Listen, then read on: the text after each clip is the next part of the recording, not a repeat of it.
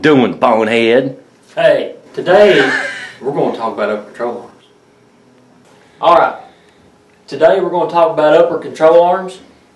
There is some differences in a lot of them, so I'm going to try my best to explain to you guys what the differences are and how to assemble and remove the shafts and things like that. So, alright, we'll go ahead and get started. Alright guys, first thing I guess to go in is going to be our bearings. Can you see that? Yeah. Okay. And let's see here. What we're going to do, one bearing goes in here and it slides in just like so. Take a little bit, but it'll go in until it stops back here.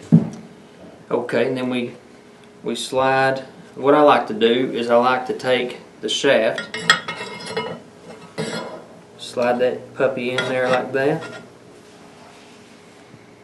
and then slide the little spacer bushing in there like that, and then put another bearing.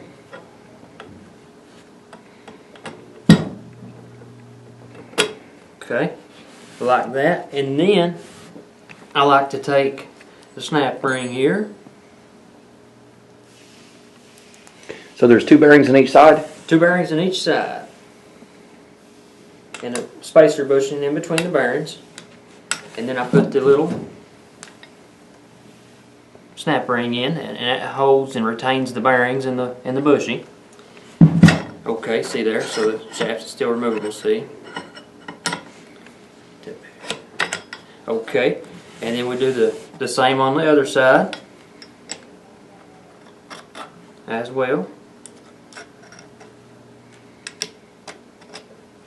Okay, make sure it goes all the way in to where we can put our other snap ring into place.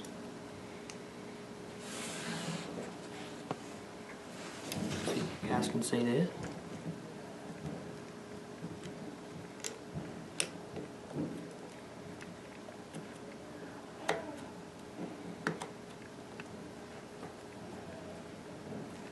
A little tough sometimes.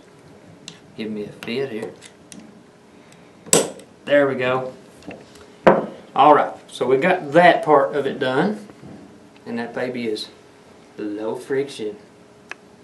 This is the end cap here. After you get all the bearings installed and the shaft, I always like to put a little bit of a thread locker or something, maybe some light duty thread locker.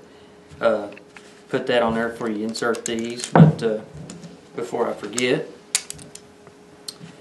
It also has another little spacer bushing, which we're working on designing this a little different here soon. So this will just give you guys the idea. We're going to build it into the actual end cap. So what that does, it just keeps the spacer or the end cap away from the bearing, yeah. From the bearing and bushing, yeah. Like I said, we just tighten that up real good. Okay, then we do the same to the other side here, real quick like, so you get the idea.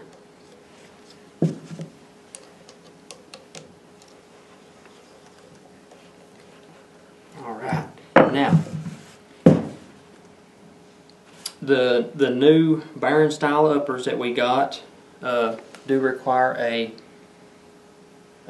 little slug. And fits in there just like that. Well, now, do you have different ones for different measurements? We do. We've got, let's like I say, we got 0, different offset ones, 1/8 inch, I think, 1/4, 3/8. I was going to say, all the way up to half inch of adjustment on these slugs, so you can put it where you want it. Now that you see how the bearing style upper control arm works, let me give you an example, an idea of the differences between the ones that we do have. Like say for example, this is our standard, just our standard upper control arm with a screw-in style ball joint. So does that have bearings in it? No, this does not. This has just got a fixed bushing with the shaft welded in, and it is not removable.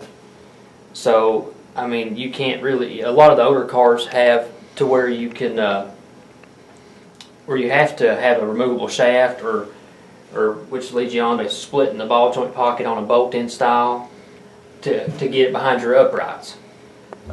This one here, if you don't need to do that, it's a good choice. I mean, it's a pretty good friction. I mean, pretty low friction. But that's our standard.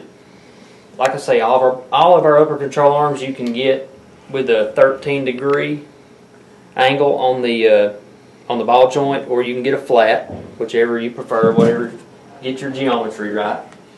Like I say, this one here is our bolt-in style, and it's got fixed bushings on each end as well, just like the standard, but it's just got a bolt-in pocket. But you can, a lot of people on the older cars used to split them and put them in behind the uprights back here so they could get it that way. And like I say, we got these, the bolt-in style. We got it in Camaro, metric, let's see, and then standard as well. So that's that. And then we came along with a bushing style upper control arm, which is it's a low friction. And it's is that the SLF or the XLF? This is the SLF, and it's got the bronze oil impregnated bushings, so it always stays good and low friction. Of course, you can remove the shaft out from it and put it behind your uprights as well, which is a good benefit with that, and it's a good deal for the money. And then we moved on, I guess, to the bearing upper, which is really low friction, as you can tell. And that's the XLF? This is the XLF, the bearing style, and then this is the SLF. I like to say super low friction or extra low friction, super low friction. That's how I get them mixed up, but don't get them mixed up with that on the part numbers. But yeah, you can see the difference there. I mean, this is low friction, not no friction, That right there is the bearing style. So the SLF does have bearings. No, it does No, it not. doesn't. It has an oil impregnated bushing. Oh, instead of the bearings. Instead of the bearings. Okay. That you can see there. It's got clips that hold it in. I mean, if you want to remove the shaft to put it behind your uprights or whatever. See, grease deuces, is that what that's called? And it does have the grease fittings, so you can grease them as well. But yeah, like I say, all the upper control arms, you can get them in the flat pocket, screw-in pocket, or you can get them with a 13-degree angle. Like I say, we do have the Camaro and the metric style upper control arms as well. They all have grease fittings in them, except for the bearings, of course, because it's got sealed bearings. But yeah, it's just a really good upper control arm. So guys, if you're looking for a good high quality upper control arm, come see us at PPM or visit us on the website at ppmracingproducts.com or give us a call. Thank you.